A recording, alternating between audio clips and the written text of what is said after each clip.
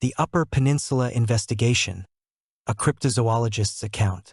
Dr. Marion Thatcher, independent cryptozoologist. Field report, Wendigo of Michigan's Upper Peninsula. Marquette and Alger Counties, Michigan. November 2026.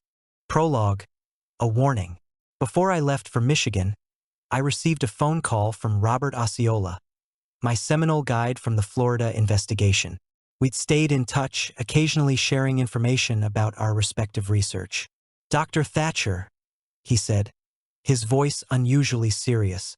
I heard you're going to investigate the Wendigo. Word travels fast. This is different from what you studied in South Carolina and Florida. The Estes-Kapkaki, the lizard man, those are creatures. Animals. The Wendigo is something else. Something darker. You're saying it's supernatural? I'm saying some things shouldn't be investigated. The Ojibwe people, the Cree, the Algonquin, they don't speak of the Wendigo lightly. There's a reason for that. These aren't stories to entertain children. They're warnings. Robert, I appreciate your concern, but I approach all cryptid reports the same way, with systematic observation and scientific methodology. He was quiet for a long moment. Just be careful. And if you encounter something that feels wrong, that makes your instincts scream to leave, listen to those instincts.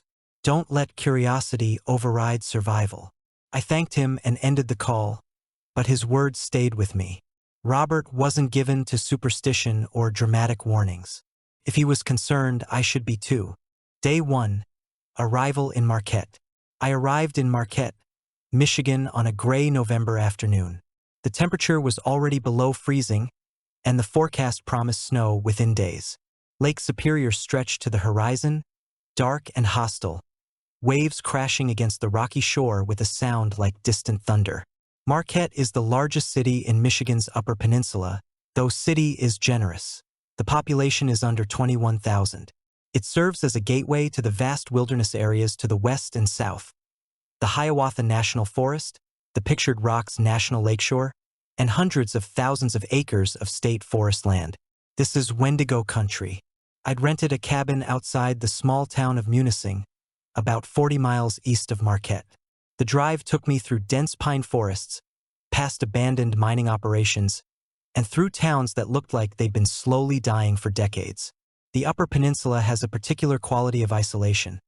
Not the hot, humid isolation of the Florida swamps, but a cold, austere remoteness that feels almost hostile to human presence. The cabin was small but well-maintained, heated by a wood stove that I'd need to tend constantly. The owner, a man named Tom Vickers, met me there to show me how everything worked. You're the researcher, he said, not making it a question.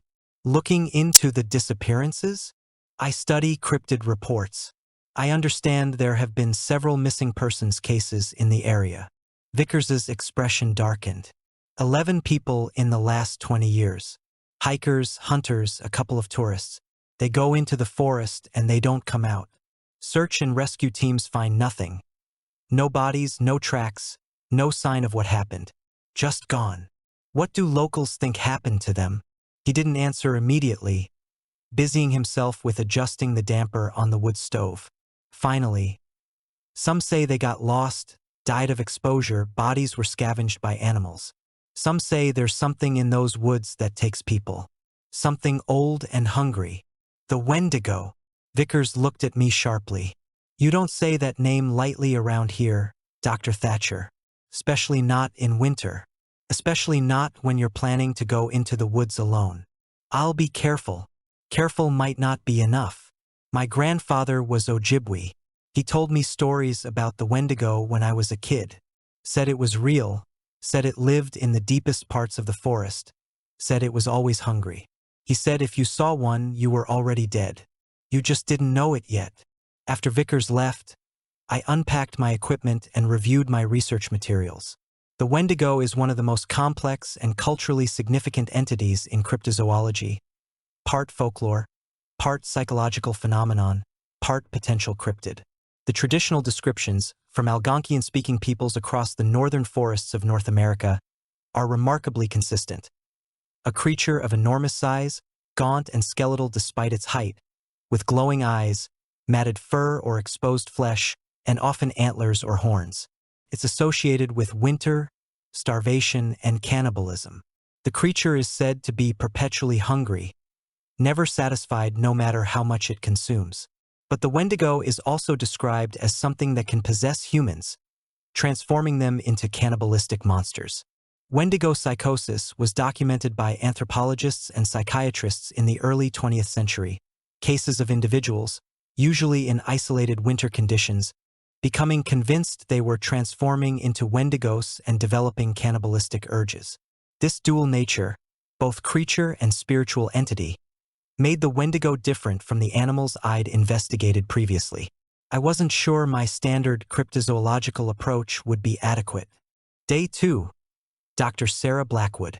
I'd arranged to meet with Dr. Sarah Blackwood, an anthropologist at Northern Michigan University who specialized in Ojibwe culture and folklore. Her office was cluttered with books, artifacts, and fieldwork notes from decades of research. Dr. Blackwood was in her 60s, with gray hair worn in a long braid and a direct, no-nonsense manner. When I explained my research, her expression became guarded. SB. Dr. Thatcher, I need to be clear about something from the start. The Wendigo isn't a research subject for entertainment or cryptozoology curiosity. It's a deeply significant spiritual and cultural entity for Ojibwe, Cree, and other Algonquian peoples. Treating it as merely an unknown animal would be disrespectful and potentially dangerous. Not just physically, but culturally. MT. I understand. That's why I wanted to speak with you first, to understand the cultural context before proceeding. Speak good. Then let me explain what the Wendigo represents. It's not just a monster in the woods. It's a manifestation of several related concepts. The dangers of greed and excess, the horror of cannibalism, the psychological effects of extreme isolation and starvation, and the spiritual corruption that can occur when humans violate fundamental taboos. MT. But there are also reports of physical encounters. Sightings, tracks, evidence that suggests an actual creature. SB. There are. And that's where it gets complicated. Some elders I've worked with believe the Wendigo is purely spiritual, a force that can possess people but has no physical form of its own. Others believe there are physical creatures in the deep forests that embody the Wendigo spirit. And some believe both things are true, that there are creatures, and that they can also possess or influence humans. MT. Have you encountered any credible evidence of physical creatures? SB. I've heard accounts.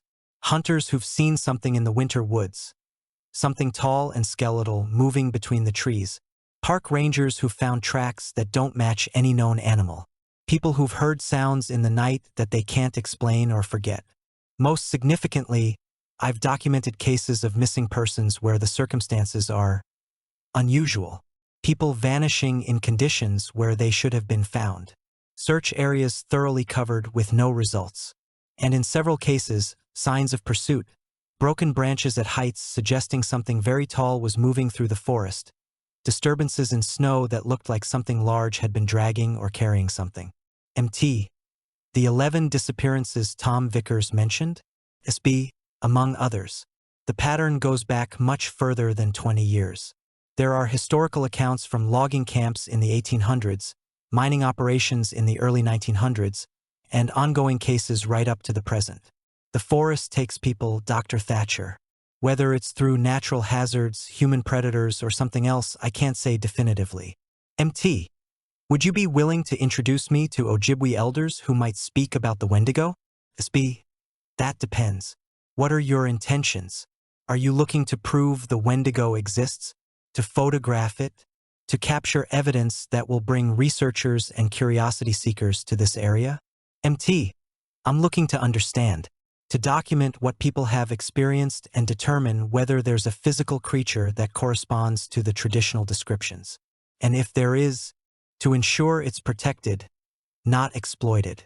She studied me for a long moment. I've read about your work in South Carolina and Florida. I know you withheld evidence from the skunk ape investigation to protect the creatures. That shows integrity. All right, I'll make some introductions. But Dr. Thatcher, approach this with respect. The Wendigo isn't like the other cryptids you've studied. It's not just elusive. It's malevolent. The historical record. Before meeting with Ojibwe elders, I spent several days researching historical accounts of Wendigo encounters and disappearances in the Upper Peninsula.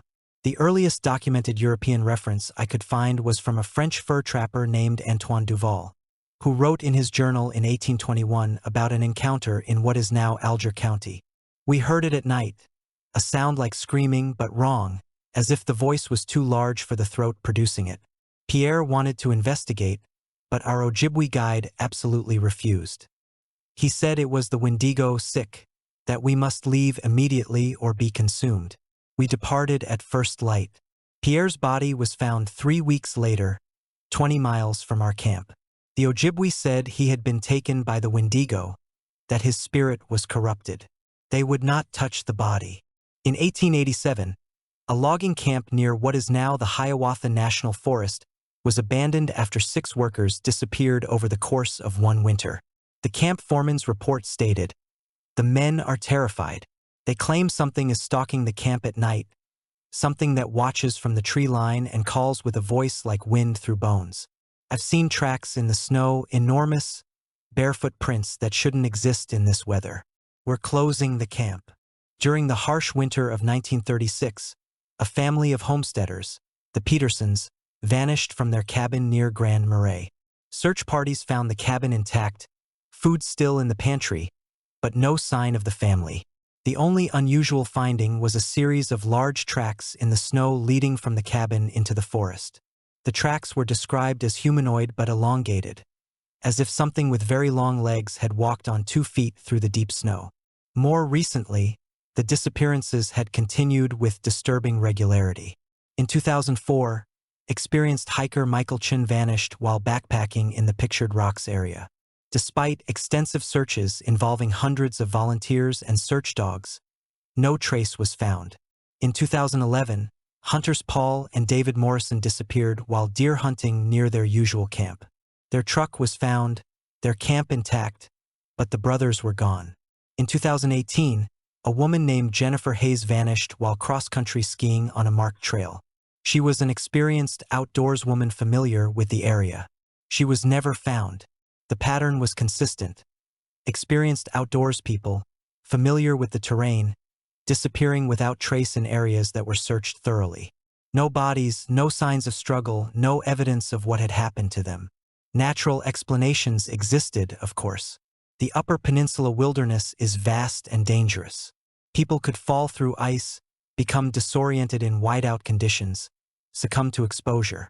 Bodies could be scavenged by animals, covered by snow, lost in the dense forest. But 11 people in 20 years in a relatively small area all vanishing completely? The statistical probability began to strain credulity. Day 5, Joseph Crow. Dr. Blackwood arranged for me to meet with Joseph Crow, an Ojibwe elder who lived on the Bay Mills Reservation near Sault Ste. Marie. He'd agreed to speak with me about the Wendigo, though Dr. Blackwood warned me he might not be forthcoming if he felt I wasn't approaching the subject with proper respect. Joseph Crow was in his 80s, a small man with weathered features and eyes that seemed to look through rather than at you. We met in his home, a modest house decorated with traditional Ojibwe artwork and family photographs. Dr. Blackwood attended as well, serving as both translator for occasional Ojibwe phrases and cultural intermediary. He served us tea and we sat in his living room, the afternoon light fading outside. When I explained my research, he was silent for a long time, considering. "JC, you want to know about the Wendigo? The Wendigo, as we say in Ojibwamoan. Why? MT. I study creatures that are reported but not scientifically documented. I've investigated similar entities in other parts of the country. I want to understand what people have experienced. JC, the Wendigo is not like other creatures. It is not simply an animal that science has not yet named. It is a force, corruption, an embodiment of the worst aspects of winter and hunger and human evil. MT. But there are reports of physical encounters. People who have seen something in the forests. JC, yes, because the Wendigo takes form. It manifests, but the form is not the whole truth. You see the shadow, but the shadow is cast by something deeper, something spiritual. MT. Have you seen one? JC. Long pause. I have seen evidence of the Wendigo. When I was a young man, maybe 20 years old, I was hunting with my uncle in the deep woods south of here. This was winter, deep winter, when the snow is thick and the cold goes into your bones. We found tracks. Huge tracks, like a man's but longer, stretched out. The stride was impossible, 8-10 feet between steps. Whatever made them was tall, very tall, and moving fast. My uncle studied the tracks and his face went white. Wendigo, he said. We leave now. We turned to go back to our camp and we heard it. A sound like screaming, but also like laughter, but also like wind. Came from all around us, from the trees, from the sky. And we smelled something, like death, like rotting meat, like sickness. Asterisk, asterisk. We ran. I am not ashamed to say it. We ran back to camp, packed everything, and left. My uncle refused to hunt in that area ever again. He said the Wendigo had marked us, had let us go, but might not be so generous a second time. Asterisk, asterisk. MT. What do you think it was? JC. I know what it was. It was the Wendigo. A spirit made flesh, a hunger given form. It exists, Dr. Thatcher. It is real. But understanding what it is, truly understanding, requires you to accept that not everything fits into the categories your science has created. MT, the disappearances in the area, do you think they're connected to the Wendigo? JC, some of them. Not all. The forest is dangerous in many ways. People get lost, animals attack, accidents happen. But some disappearances, yes, they have the mark of the Wendigo. People taken in winter, vanishing completely, no trace left behind. This is what the Wendigo does. Consumes, takes, and it is never satisfied. MT. Is there a way to find it? To document it? JC, you should not try. The Wendigo is not meant to be found. Those who seek it often do not return. And those who do return are sometimes changed, corrupted. The Wendigo's influence is spiritual as well as physical. To spend too much time thinking about it, hunting it, can open you to its possession. This is why we do not speak of it lightly. This is why the stories are warnings, not entertainment. The Wendigo psychosis you may have read about, this is real. People can become consumed by the idea of the Wendigo, begin to believe they are transforming into one, develop the hunger. This is part of its power. Asterisk, asterisk. MT. But if it's taking people, shouldn't it be stopped? Shouldn't we try to protect others? JC. The best protection is respect. Stay out of the deep woods in winter. Do not hunt alone. Do not camp in isolated areas when the temperature drops below zero. These are the times when the Wendigo hunts. Follow these guidelines and you will likely be safe.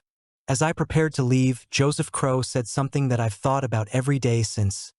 Dr. Thatcher, you have studied creatures that hide from humans. The Wendigo is different. It does not hide. It waits. And sometimes it hunts. Be very careful that you do not become prey. Day 7. The Munising disappearances. I spent several days reviewing case files of disappearances in the Munising area, meeting with local law enforcement and search and rescue coordinators. Sheriff Daniel Kowalski agreed to discuss the cases, though he was clearly skeptical about my cryptozoological interest.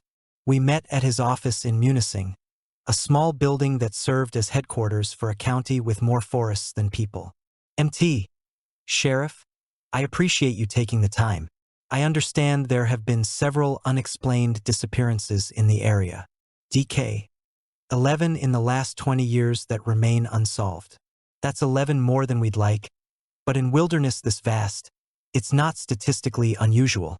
People underestimate the danger, overestimate their abilities, and nature doesn't forgive mistakes. MT, but in all 11 cases, no bodies were ever found. No conclusive evidence of what happened. DK. In most of them, yes. We've had extensive search operations, K9 units, helicopters with thermal imaging, volunteer searches with hundreds of people. In some cases, we found nothing. In others, we found anomalies. MT. What kind of anomalies? DK. Hesitates, the Michael Chun case in 2004. We found his campsite intact, his gear untouched. But there were tracks leading away from the site. Large barefoot tracks in the snow. This was December, temperatures below zero. No one should have been barefoot. The tracks led into thick forest and then just stopped, as if whatever made them had flown or disappeared. The Morrison brothers in 2011, we found signs of pursuit. Broken branches high up, 8 to 10 feet off the ground. Something large had moved through the forest parallel to their position. We found one of their rifles dropped on the trail. The other one was never recovered.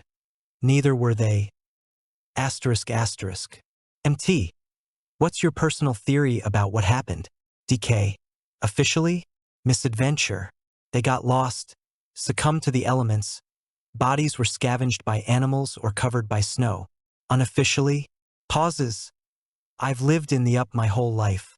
I've spent hundreds of hours in these forests. And I've seen things I can't explain. Heard things. Found evidence that doesn't fit any conventional explanation. I don't know if there's something out there, some creature that's responsible for these disappearances. But I know enough to stay out of the deep woods in winter.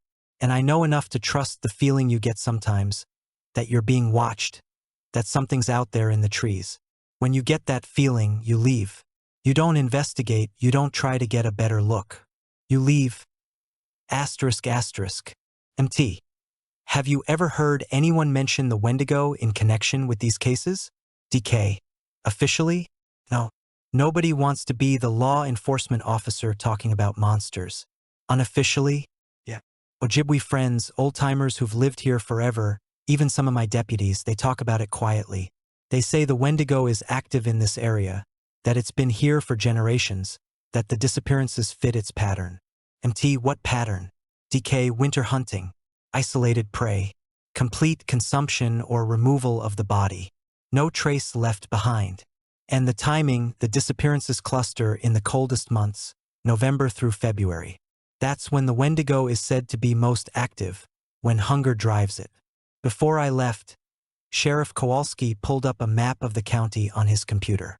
He marked the locations where the 11 people had disappeared. The points formed a rough cluster in the southwestern section of the county, in an area of particularly dense forest between Hiawatha National Forest and Pictured Rocks National Lakeshore. This area, he said, pointing to the cluster. If I were you, this is where I'd avoid. This is where most of the disappearances have occurred. And this is where people most frequently report unusual experiences. I need to go there. That's where the evidence is. I figured you'd say that. Just do me a favor. Check in with my office every day.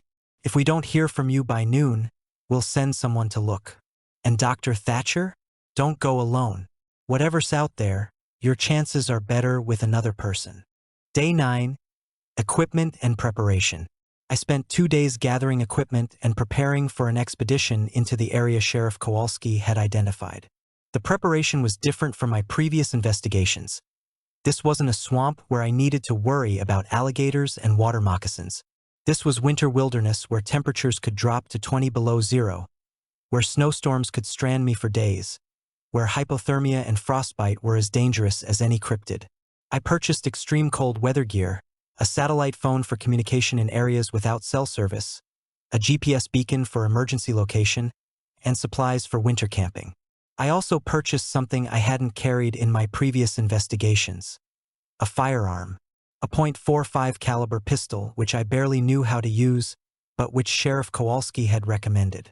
If you encounter an aggressive animal, bear, wolf pack, whatever, you need something that will stop it, he'd said.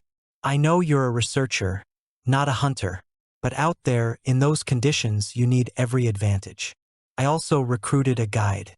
His name was Marcus Running Bear, an Ojibwe man in his 40s who worked as a wilderness guide and survival instructor.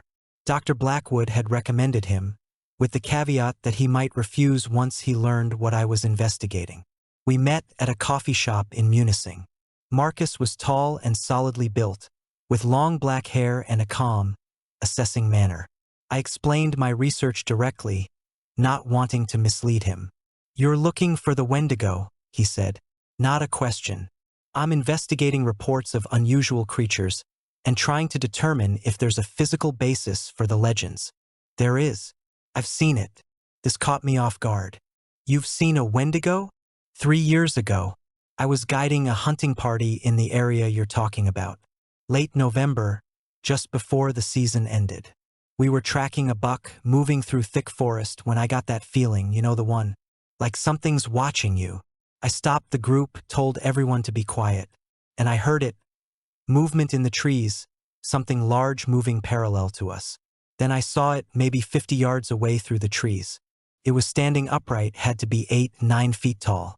Thin, impossibly thin, like a skeleton covered in skin and matted fur. And the eyes, they caught the light like an animal's eyes, but the color was wrong. Yellow-white, like ice in moonlight. It watched us for maybe 10 seconds. Then it turned and moved into the forest. And I've never seen anything move that fast through dense woods. Just gone. MT. Did your hunting party see it? MRB, 2 of them did. The other 3 claimed they didn't, but I think they did and didn't want to admit it. We packed up and left that day. I refunded their money, and I haven't guided in that section of forest since. MT, but you'll guide me there. MRB, yeah, I will. For 3 reasons. First, you're gonna go anyway, and you'll get yourself killed without someone who knows the terrain. Second, someone needs to document what's out there. Maybe that will lead to protection for the area, keep people away. Third, I want to know what it is. 3 years, and I think about it every day. What I saw shouldn't exist, but it does. I want answers. MT, I can't promise answers. The best I can offer is documentation and investigation. MRB, that's more than anyone else is doing. When do we leave? Day 12. Into the forest. Marcus and I departed on a cold November morning, the temperature at 10 degrees Fahrenheit with snow forecast. We drove as far as we could on Forest Service roads, then continued on snowshoes, carrying packs with our equipment and supplies for 3 days. The forest was beautiful and hostile. Ancient pines towered overhead, their branches heavy with snow. The silence was profound. No birds, no wind, just the crunch of our snowshoes and our breathing. The sky was gray, threatening, and the light had a peculiar quality, as if filtered through gauze. Marcus led, navigating by GPS and his knowledge of the terrain. We were heading for an area he called the Dead Zone, a section of forest where, according to local reports, wildlife was scarce and the atmosphere felt oppressive. Animals avoid it, he explained as we hiked. Deer won't bed there. Birds don't nest there. Even the wolves stay away. My grandfather said it was the Wendigo's territory, that animals can sense its presence and know to stay clear. We reached the edge of the dead zone around noon. The transition was subtle but real. The forest became denser, darker, and the silence deepened. Even the sound of our movement seemed muffled, absorbed by the trees. Marcus stopped and looked around, his expression wary. This is it. You feel it? I did. There was a heaviness to the air, a sense of being watched, of pressure from all sides. My instincts, honed by years of fieldwork, were screaming warnings. Every primitive part of my brain was saying, turn around, leave, this place is wrong. I feel it, I said.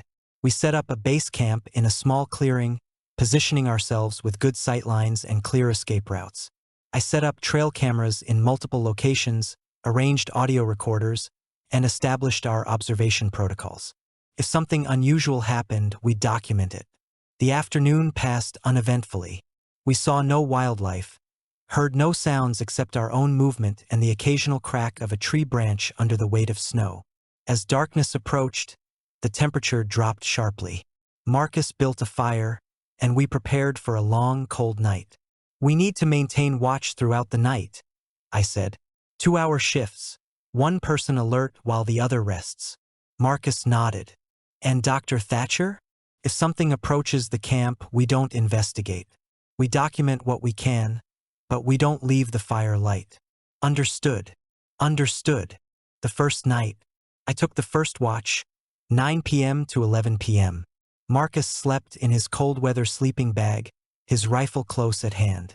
I sat near the fire, feeding it regularly, keeping my night vision scope ready, and listening to the forest. For the first hour, nothing happened. The silence was absolute. Then, around 10:15, I heard it, a sound in the distance, echoing through the trees. It was like screaming, but distorted, as if the voice producing it was inhuman or damaged. The sound rose and fell, almost like laughter, then cut off abruptly.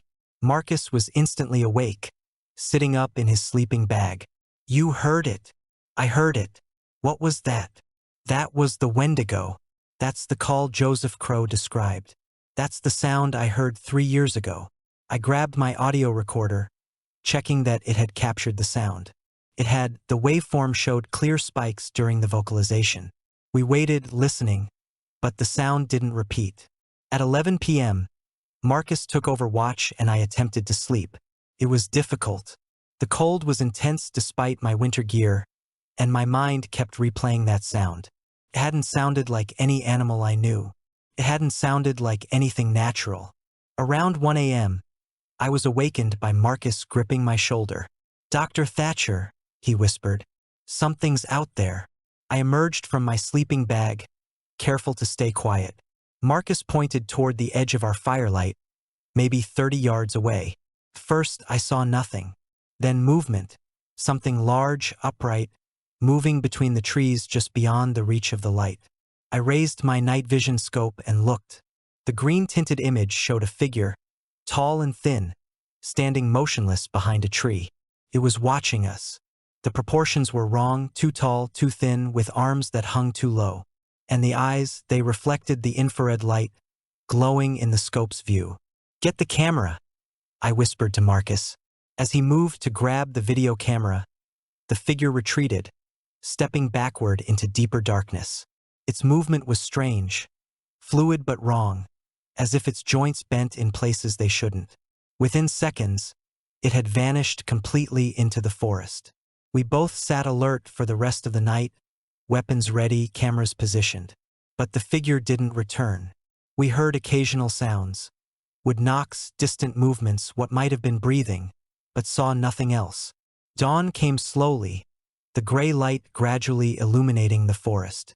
In daylight, the oppressive atmosphere lifted slightly. We were exhausted but unharmed. "We got footage," Marcus said, reviewing the camera's memory.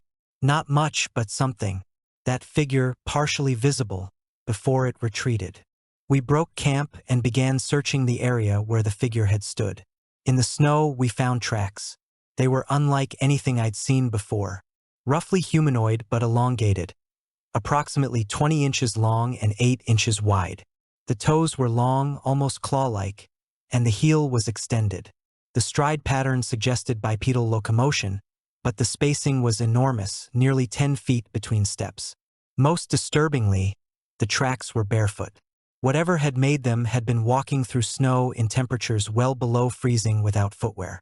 I photographed the tracks from multiple angles, made measurements, and prepared plaster for casts. While the plaster set, Marcus and I followed the track line. It led deeper into the forest, weaving between trees, sometimes seeming to disappear for stretches before reappearing. After about half a mile, the tracks led to a large hemlock tree. At the base of the tree was a dark hollow, partially obscured by overhanging branches. Marcus approached cautiously, rifle ready. He examined the hollow, then gestured for me to join him. Inside the hollow was evidence of occupation. Bones, mostly deer and smaller mammals, gnawed and broken. There was also torn fabric, a tattered piece of what might have been a backpack, and something that made my blood run cold. A hiking boot, relatively new, with dried blood on the laces. "This is a den," Marcus said quietly. "Something lives here, something that hunts." I photographed everything, collected samples, and documented the location on GPS. We didn't enter the hollow. The smell alone was enough to keep us back. A nauseating odor of decay and something else, something chemical and wrong. As we prepared to leave, I noticed scratches on the tree trunk above the hollow. Long, deep gouges, as if something with claws had marked its territory. The marks were fresh, the wood beneath still showing sap. "We should go," Marcus said. "If this thing returns and finds us here, We hiked back to where we'd left our packs, collected the track casts, and began the journey back to our vehicle. Neither of us spoke much. The evidence we'd found was compelling but also terrifying.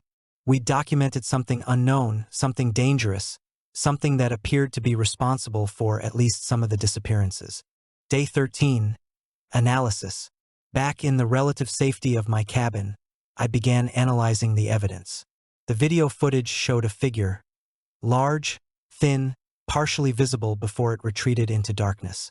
The quality wasn't perfect, but it clearly showed something bipedal, something with unusual proportions, something that had been watching our camp. The audio recording of the scream was even more disturbing when analyzed. The frequency pattern showed both very low and very high components, suggesting a vocal apparatus unlike any known mammal. There were also overtones, harmonics that seemed deliberately structured, as if the sound was meant to communicate or intimidate. The tracks were perhaps the most compelling evidence. The measurements, stride pattern, and barefoot nature in extreme cold all suggested something unknown. I compared them to known animal tracks, bear, moose, human, and found no matches. The elongated toes and extended heel were particularly unusual. And then there was the den. The bones, the torn fabric, the hiking boot. I sent photos of the boot to Sheriff Kowalski, asking if it matched any missing persons cases. His response came within hours. The boot matched the description of footwear worn by David Morrison, one of the hunters who disappeared in 2011. We'd found evidence connecting the creature to at least one disappearance. That changed everything. This wasn't just an unknown animal, it was potentially responsible for human deaths. Day 14. Dr. Blackwood's warning. I called Dr. Blackwood to share my findings. Her response was immediate and alarmed. "Marion, you need to stop. Right now. What you're describing, the tracks, the den, the boot, this is exactly what Joseph Crow warned you about. You're not just documenting the Wendigo, you're hunting it. And that's when it becomes dangerous. I'm being careful. I have an experienced guide, proper equipment, safety protocols. It's not about physical safety. It's about spiritual safety. The more you focus on the Wendigo, the more you think about it, the more you put yourself at risk of its influence. Wendigo psychosis isn't just historical curiosity. It's a real psychological phenomenon that can be triggered by obsessive focus on the entity. Sarah, I'm a scientist. I don't believe in spiritual possession. That's exactly what makes you vulnerable. You're approaching this as if it's purely a zoological phenomenon, but the Wendigo operates on multiple levels. Yes, there may be a physical creature, the evidence you've collected suggests that. But there's also a psychological and spiritual dimension that you're ignoring at your own peril. What do you suggest I do? Share your evidence with law enforcement. Let them handle it. You've done your part. You've documented that something dangerous exists in that forest. Now step back before you become another disappearance statistic. I thanked her and ended the call, but I couldn't shake her words. Part of me, the rational, scientific part, dismissed her concerns as cultural superstition. But another part, the part that had stood in that forest and felt genuine, instinctive fear, wasn't so sure. Day 15. Sheriff Kowalski's response. I met with Sheriff Kowalski to share my evidence. His office was warm, almost stifling after days in the cold forest. I showed him the video footage, played the audio recording, shared photographs of the tracks in the den, and finally the images of the hiking boot. He watched and listened in silence, his expression growing increasingly grim. When I finished, he leaned back in his chair and was quiet for a long time. The boot is David Morrison's. I'm certain of it, which means you've found evidence related to a missing persons case that's been cold for 15 years. What happens now? Now I have to make some difficult decisions. If I organize a search party to that den, I'm putting people in danger. If I don't, I'm potentially ignoring evidence in an unsolved case. And if I tell people we're looking for some kind of unknown creature that might be responsible for disappearances, I'll sound insane and probably lose my job. What if you organized a small team, experienced trackers, armed, prepared for dangerous wildlife? Dangerous wildlife doesn't begin to cover what you've documented. That thing in your video, that's not a bear or a moose or a wolf. That's something else. And based on the tracks, the den, and the evidence of human remains, it's something that kills people. He pulled up a map on his computer, marking the location of the den I'd documented. This is deep in the backcountry federal land. I'll need to coordinate with the Forest Service, possibly with state police. And I'll need to do it carefully without causing panic. In the meantime, I'm putting out a backcountry advisory. No camping in this area until further notice. I'll use the excuse of wolf activity or something plausible. And Dr. Thatcher? You're done with field research in this area. That's not a request. That's me exercising my authority to keep civilians out of an active investigation area. I wanted to argue, but he was right. I collected substantial evidence. Further fieldwork would be redundant and dangerous. The responsible course was to share what I'd found with authorities and step back. Understood. But Sheriff, whatever you find out there, I want to know. This started as cryptozoological research, but it's become something more. If and when we conduct an operation, I'll keep you informed. But no promises. Some things are better left unknown. Day 17, Marcus running bear. I met with Marcus one more time before leaving the Upper Peninsula. We sat in his truck, parked at an overlook above Lake Superior, watching gray waves crash against the shore. Sheriff Kowalski told me he's planning an operation, Marcus said. He wants me to guide the team. I said yes. Be careful. That thing we saw. I know.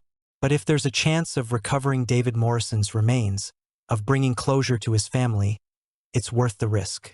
Besides, someone needs to be there who understands what they're dealing with.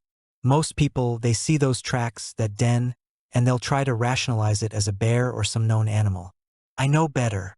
What do you think it is? Really? Marcus was quiet for a moment, watching the lake. My grandfather told me stories about the Wendigo when I was young. He said it was a spirit that could take physical form, that it was born from hunger and cold and the worst parts of human nature. He said during the harshest winters, when people were starving, the Wendigo would appear. Sometimes it would possess people, making them cannibals. Sometimes it would hunt them directly.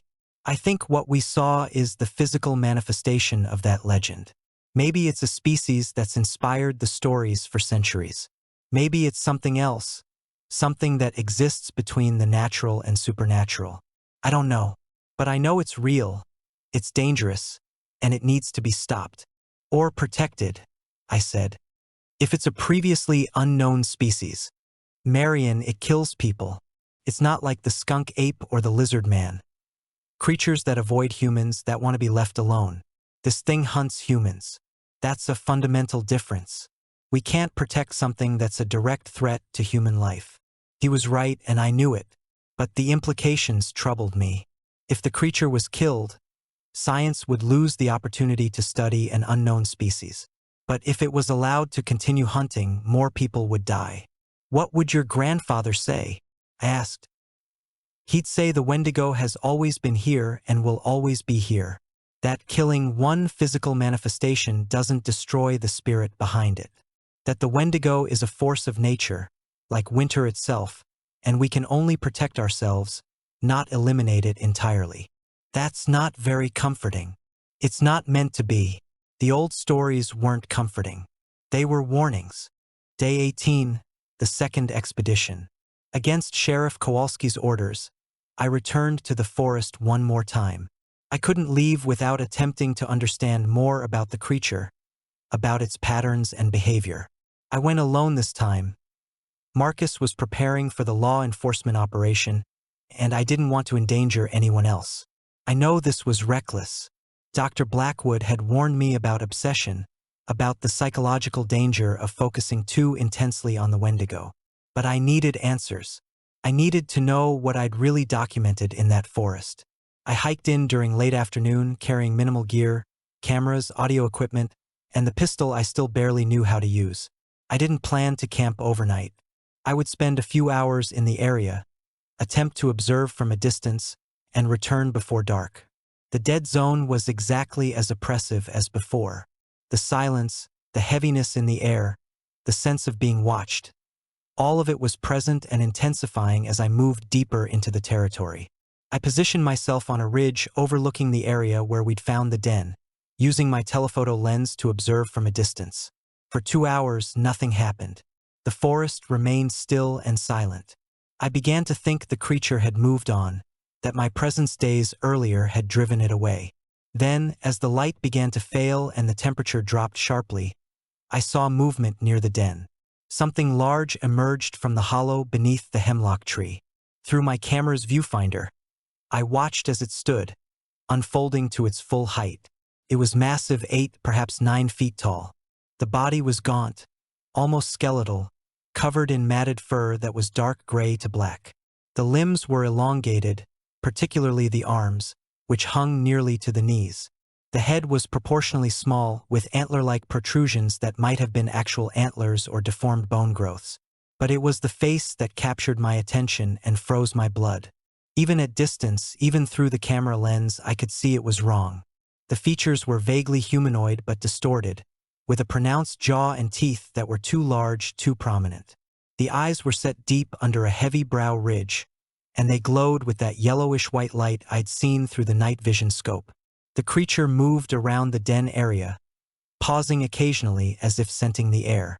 Then it turned and looked directly at my position. I froze. There was no way it could see me. I was concealed in vegetation, over 100 yards away, with failing light making visibility difficult. But it was looking right at me, its head tilted slightly, as if listening or sensing. Then it moved, not toward me, but perpendicular to my position, circling through the forest. I realized with growing dread what it was doing. It was flanking, moving to get behind me, cutting off my route back to the vehicle. I didn't wait to confirm this. I packed my camera quickly, trying to stay quiet but moving with urgency. The creature was faster than any animal that size should be, moving through dense forest with fluid speed. I could hear it now, the crash of brush, the sound of something large moving without concern for stealth. I ran. Running in snowshoes through dense forest is difficult and dangerous. Branches caught my pack, snow-covered roots threatened to trip me, and my breath came in ragged gasps in the freezing air. Behind me, I could hear the creature pursuing, closing the distance with horrifying speed. Then I heard it, that scream, that same distorted vocalization I'd recorded days earlier. But now it was close, so close I could feel it vibrating in my chest. It wasn't just a sound. It was a weapon, a tool meant to terrify and disorient prey. I stumbled, caught my balance, kept moving. My lungs burned. My legs screamed with fatigue. The creature was close enough now that I could hear its breathing. A wet, rasping sound that didn't match any animal I knew. Then I broke from the trees into the small clearing where I'd parked. My vehicle was 50 yards away. I ran for it, fumbling for my keys, hearing the creature emerge from the forest behind me. I reached the vehicle, yanked the door open, and threw myself inside. As I slammed the door and hit the lock, something hit the side of the vehicle. A tremendous impact that rocked the entire truck on its suspension. I caught a glimpse through the side window. A hand, if you could call it that, with elongated fingers and black claws, pressed against the glass. I started the engine, threw it in drive, and accelerated, not looking back. Something scraped along the side of the vehicle as I pulled away. Claws or something similar, leaving deep gouges in the paint. I drove for 10 minutes before my hands stopped shaking enough to safely continue. When I reached the highway, I pulled over and checked the vehicle. The damage was real.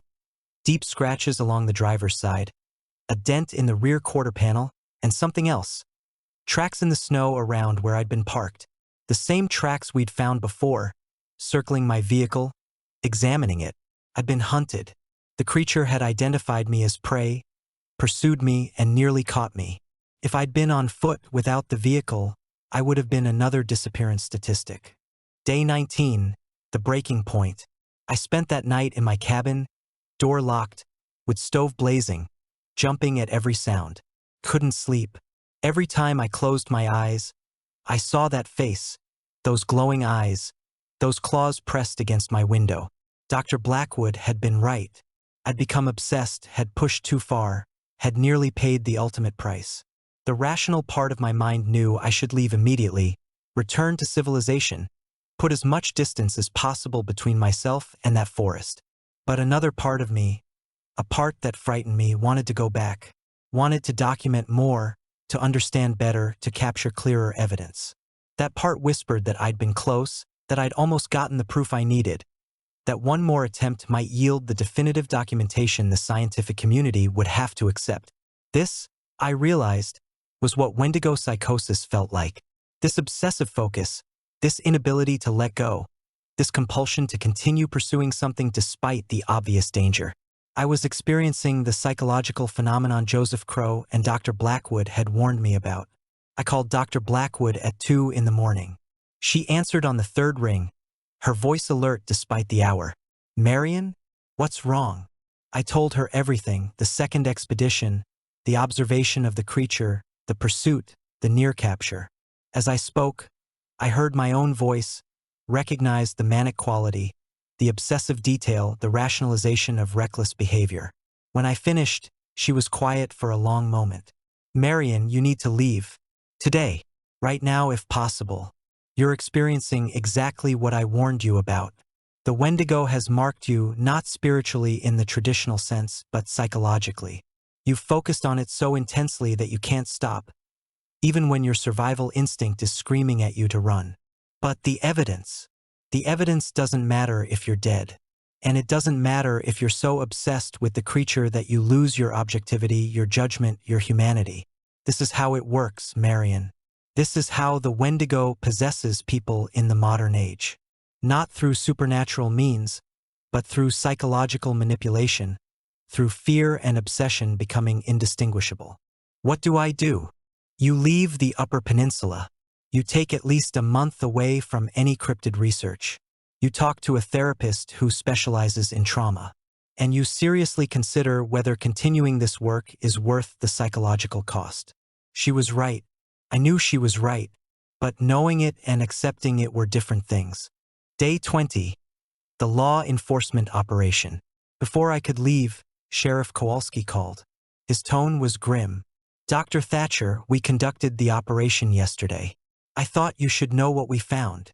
"What happened?" "We took a team of 8, myself, 3 deputies, 2 state police officers, Marcus Running Bear, and a wildlife officer.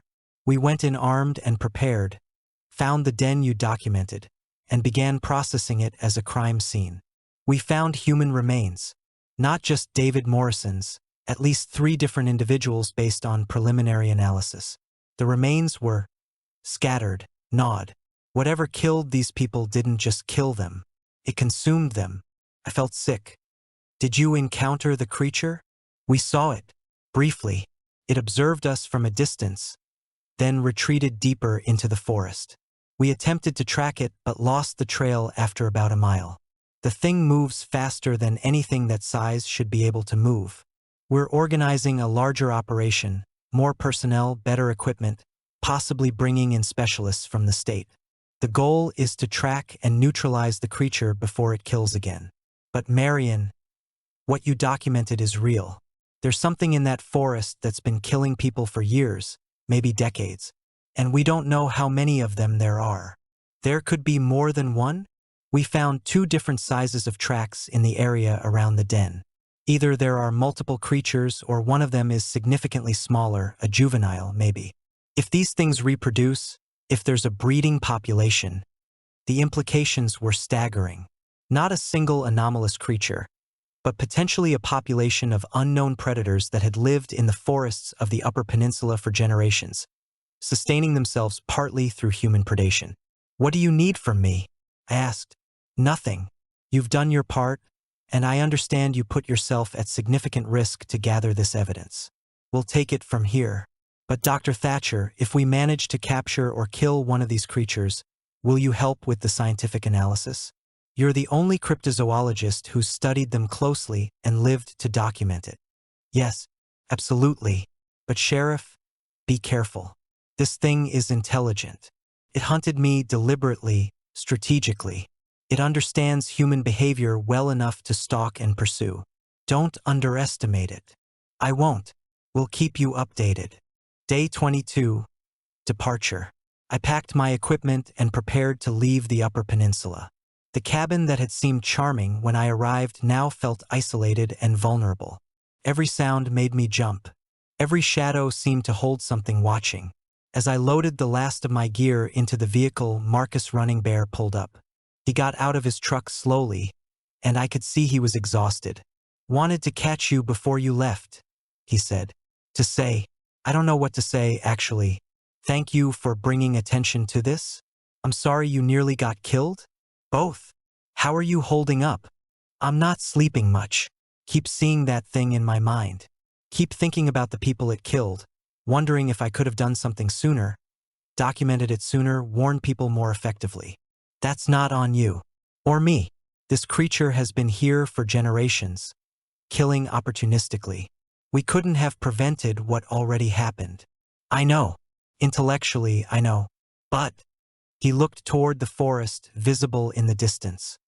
"My grandfather was right. Some things shouldn't be hunted. Some mysteries are warnings, not invitations. I wish I'd listened to him." "What will you do now?" "I'm joining the sheriff's operation. Someone needs to be there who understands what we're dealing with, who won't rationalize it away or underestimate it.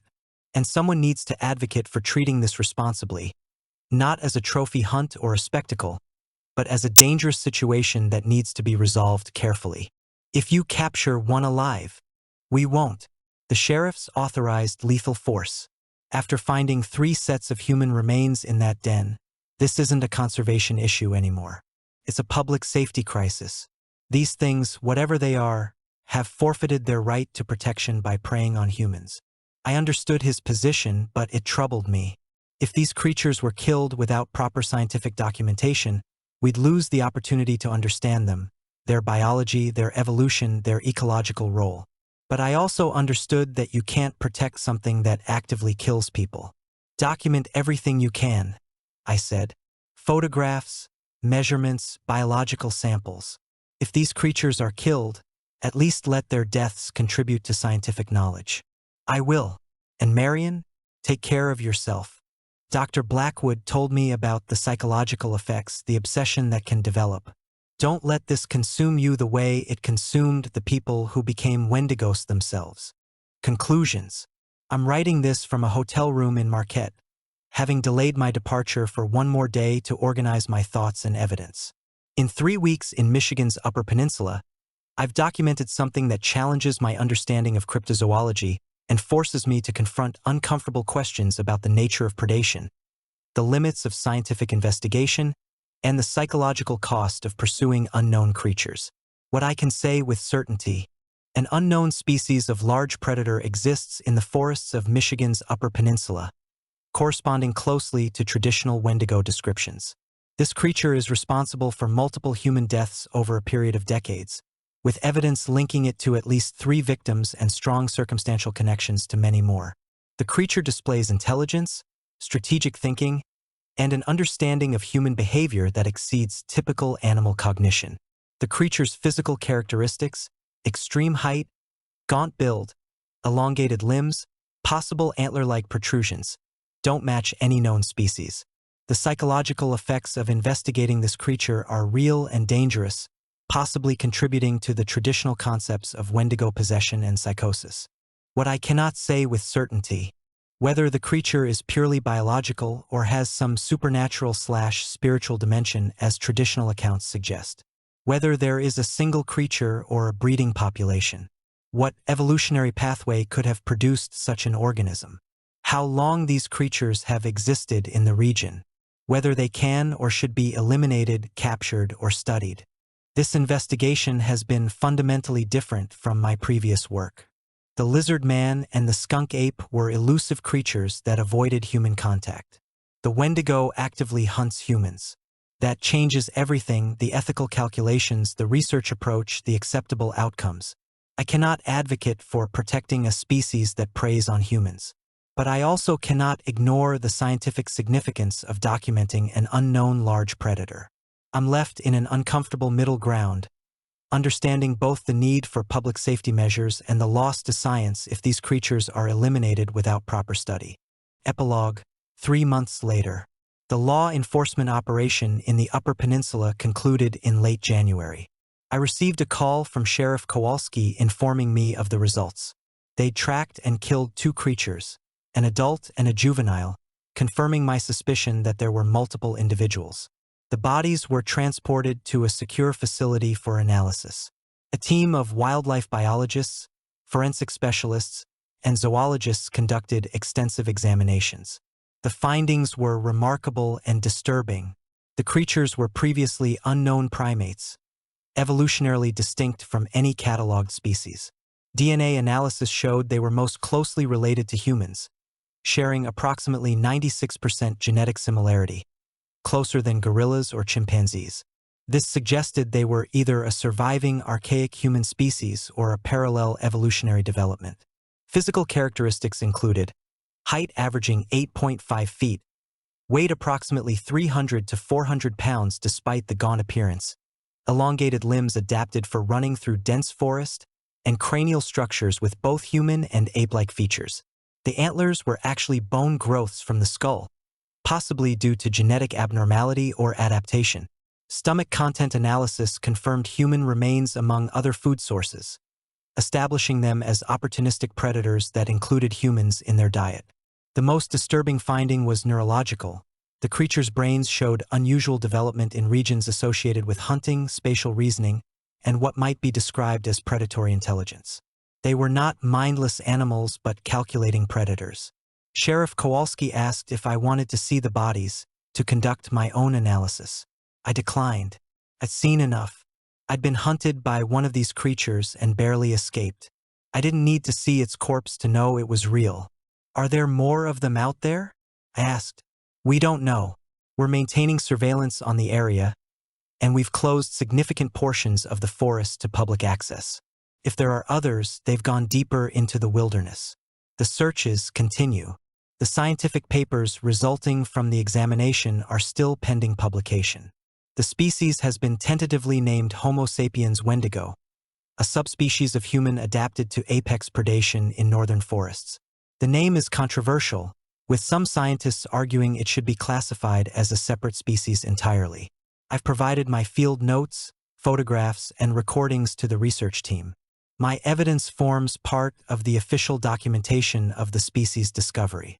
But I take no pride in this. The discovery was purchased with human lives, the victims consumed by these creatures over the decades, and the psychological toll on everyone involved in documenting them. Personal reflection. The Wendigo investigation broke something in me. Not dramatically, not obviously, but in subtle ways I'm still discovering. I have nightmares about being pursued through winter forests. I startle at unexpected sounds. I find myself unable to feel enthusiasm for cryptid research the way I once did.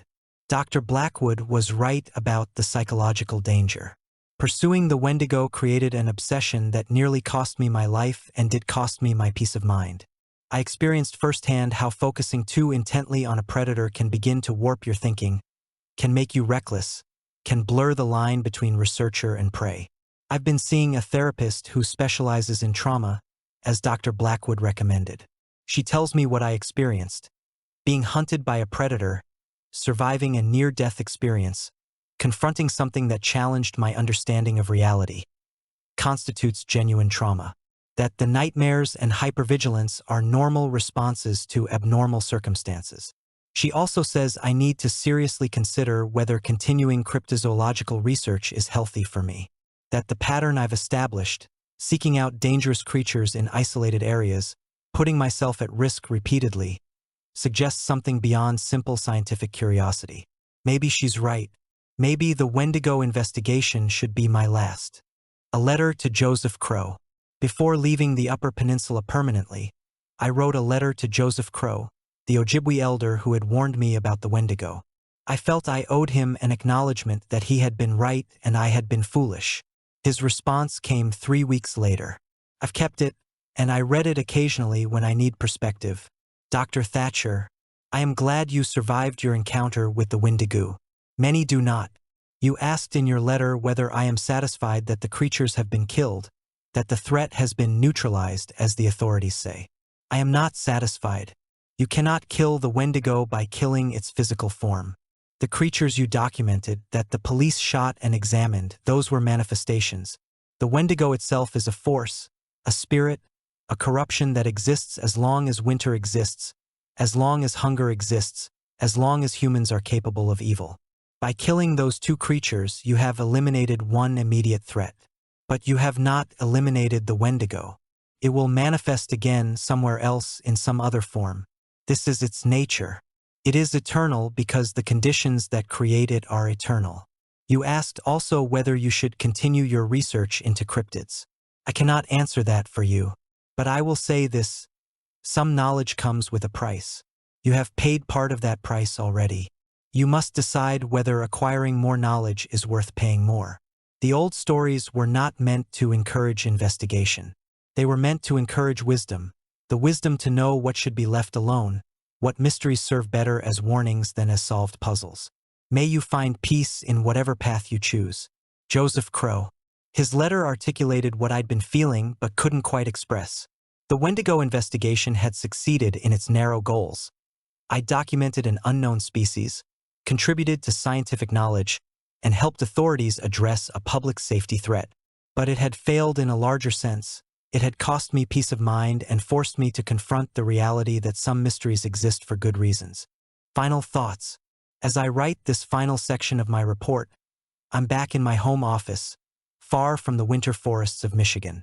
It's been 5 months since the Wendigo investigation concluded. Spring has arrived, bringing warmth and green growth and a sense of the world continuing despite everything. I've made a decision about my future in cryptozoology. I'm not quitting entirely, but I'm changing my approach. No more solo expeditions into dangerous territory. No more pursuing creatures that show signs of hunting humans. No more risking my life for evidence that might never be sufficient to convince skeptics. Instead, I'll focus on research that can be conducted safely, analyzing reports, consulting with witnesses, working with other researchers, and advocating for habitat protection for the cryptids I believe exist but don't need to be proven. The lizard man, the skunk ape, and others like them deserve to remain hidden. They've survived by avoiding human contact, and exposing them serves no purpose beyond satisfying curiosity. My role can be to document that they exist without revealing where or how, to argue for conservation of their habitats without explaining exactly what's being protected. As for the Wendigo, the evidence is published, the specimens are preserved in scientific collections, and the species is now documented in the zoological record. No further investigation is needed from me. Let others conduct additional research if they choose. I've contributed what I can and paid the psychological price for that contribution. Some will call this a retreat, a failure of scientific courage. They'll say I'm withholding evidence, abandoning research, choosing comfort over truth. They may be right, but I've learned that pursuing truth has costs, and some costs are too high to pay. I think about Marcus Running Bear's question: what would his grandfather say about killing the physical manifestations of the Wendigo? According to Joseph Crow's letter, the old man would say it doesn't matter. The Wendigo remains, will always remain, because it's more than just a creature. It's a force, a manifestation of hunger and winter and human darkness. If that's true, then my investigation didn't solve anything. It documented one manifestation of a phenomenon that cannot be eliminated, only temporarily contained. The Wendigo will return in other forests, in other forms, as long as the conditions that create it persist. That's a depressing thought, but it's also, in a strange way, comforting. It means the mystery remains. It means there are still unknown things in the world, still places where the wild persists, still creatures that refuse to be fully known or controlled.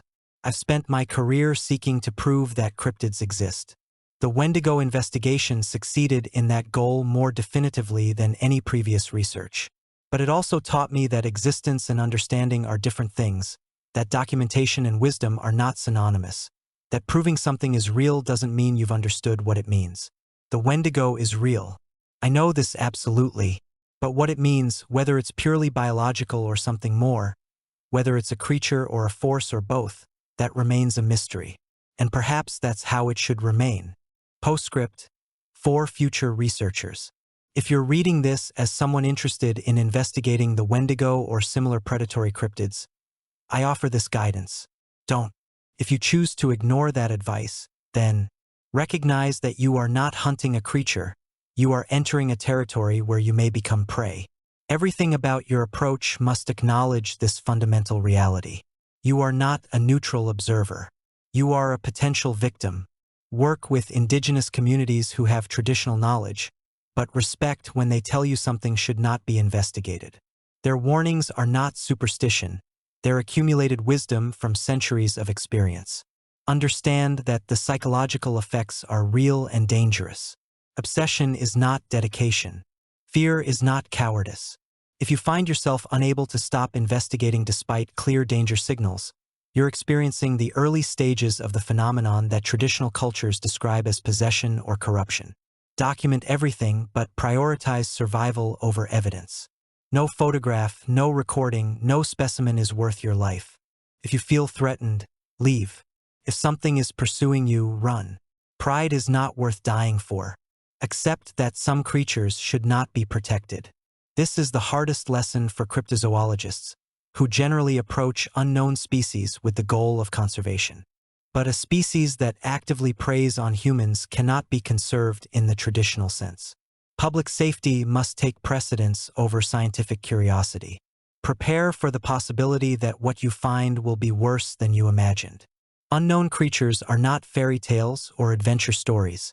They're organisms that have survived by being extremely good at what they do, which, in the case of the Wendigo, is killing and consuming prey. Have an exit strategy, a support network, and professional help ready. You will be psychologically affected by this research. You will have nightmares. You may develop anxiety, hypervigilance, or obsessive thoughts. This is normal and it requires professional intervention. Most importantly, consider whether the knowledge you gain is worth the price you'll pay. I paid that price and I'm still paying it. I documented a new species, contributed to science, and helped stop a predator that had killed numerous people.